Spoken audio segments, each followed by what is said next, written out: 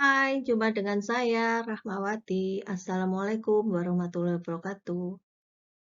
Untuk kali ini saya akan sharing tentang korelasi tata jenjang dengan lambang RHU atau bisa disebut juga sebagai Rho. Ini adalah bagian dari uji korelasi.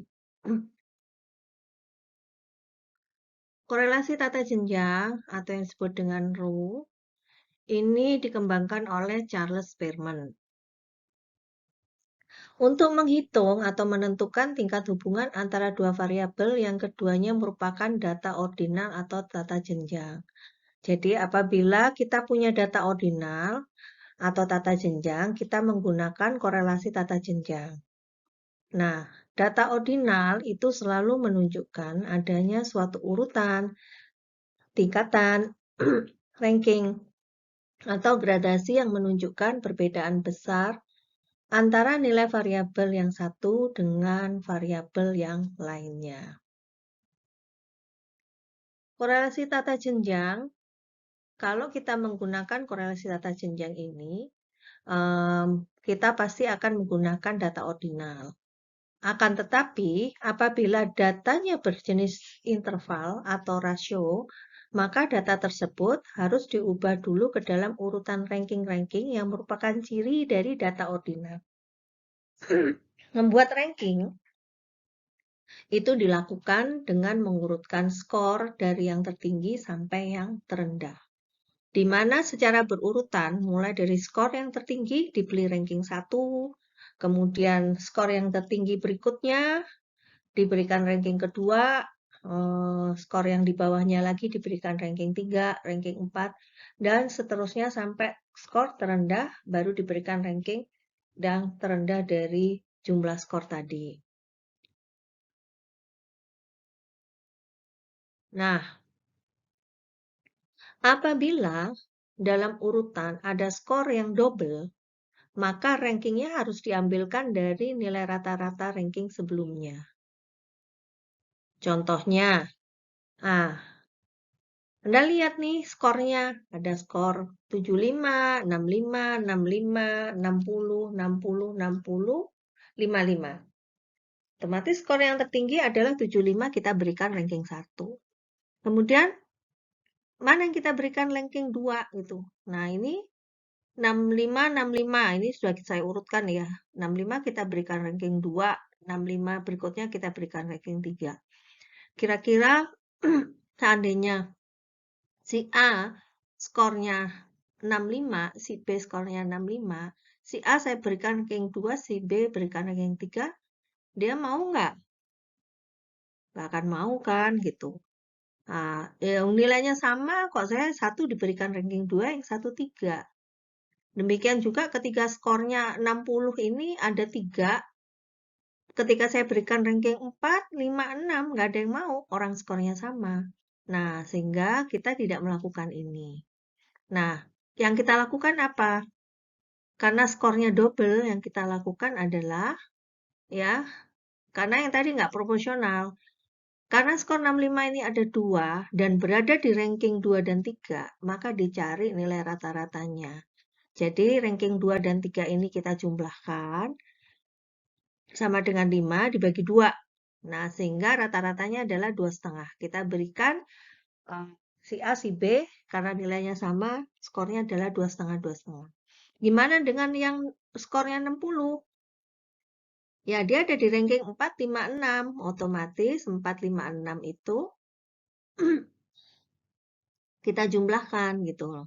Jadi 4 ditambah 5 tambah 6 sama dengan 15 dibagi 3 karena ada 3 kan?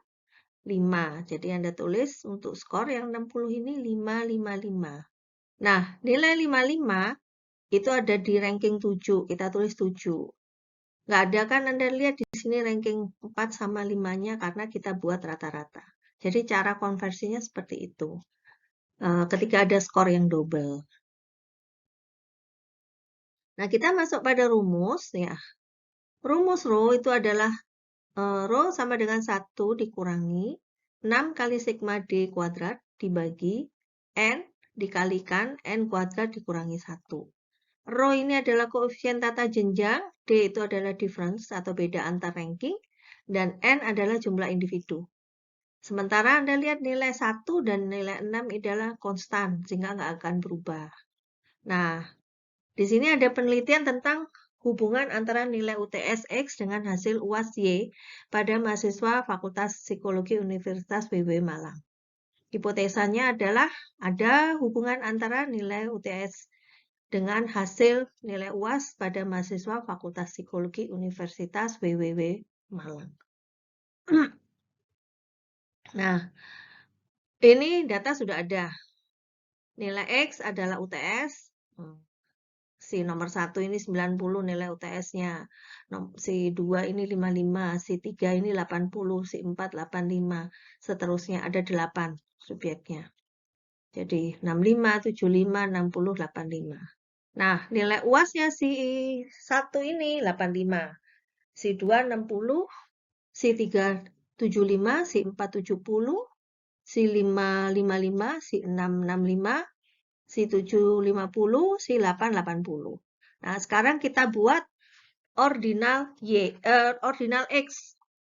Kita lihat skor pertama. Skor yang ranking 1 mana? Itu 90, kita berikan ranking 1. Kemudian yang kedua mana? 85. Kemudian 84, 80, 75, 65, 60, ranking 7. Terakhir 55 kita beri ranking 8. Ordinal Y sama, kita cari skor tertinggi mana? Skor tertinggi 85. Skor berikutnya 80, 75, 70, 65, 60, 55, 50, ranking 8. Nah, sekarang kita mau cari D-nya, beda dan ranking. Berarti antara ordinal X dikurangi ordinal Y. 1 dikurangi 1, 0. 8 kurangi 6, 2. 4 kurangi 3, 1. 2 kurangi 4, minus 2. 6 kurangi 7, minus 1. 5 kurangi 5, 0. 7 kurangi 8, minus 1. 3 dikurangi 2, 1. Nah, karena ada angka minusnya, kita kuadratkan dulu ya. 0 kuadrat, otomatis 0. 2 kuadrat 4, 1 kuadrat 1, minus 2 kuadrat 4, minus 1 kuadrat 1, 0, minus 1 kuadrat 1, 1 kuadrat 1. Baru kita masukkan ke rumus. Ya. Nah, ini D, sigma D1 ini 12. Anda masukkan ke sini. Ini angka 12. Ya. Kemudian jumlah subjeknya adalah 8. Anda masukkan ke N. Sini 8. Ya. Nah, bentar. Nah, kemudian sudah itu ada jumlahnya. Kita masuk ke, kita lihat nilai, tabel nilai rho. Nah, di sini hipotesanya ada hubungan antara nilai UTS X dengan nilai UAS Y pada mahasiswa Fakultas Psikologi Universitas WWW Malang. Didapatkan tadi nilai rho empiris 0,857. Nah, apakah nilai koefisien korelasi tersebut bermakna atau signifikan? Maka akan dilakukan yang namanya interpretasi uji statistik dengan membandingkan rho empiris dengan rho tabel dengan taraf signifikansi 1% dan 5%. Ini tabelnya sudah terberi. Anda bisa cari di buku, biasanya di lampiran nilai tabel nilai rho. Nah, yang tadi N-nya 8 ya. Anda lihat N8 di sini berarti taraf signifikansi 5% 0,738, taraf signifikansi 1% 0,88. Rho dengan taraf signifikansi 5% 0,738 dan rho dengan taraf signifikansi 1% 0,88. Nah, kita bandingkan dengan rho empiris. Anda lihat 0,738 ini lebih kecil daripada rho empiris sama dengan 0,857. dan rho, 0,857 lebih kecil daripada rho dengan taraf signifikansi 1% sama dengan 0,881. Artinya apa? Artinya signifikan. Di sini hipotesanya diterima. Berarti ada hubungan antara nilai UTS dengan nilai UAS pada mahasiswa Fakultas Psikologi Universitas Wisnuwardana. Nah, itu tadi caranya untuk menghitung korelasi tata jenjang. Oke, baiklah. Terima kasih banyak atas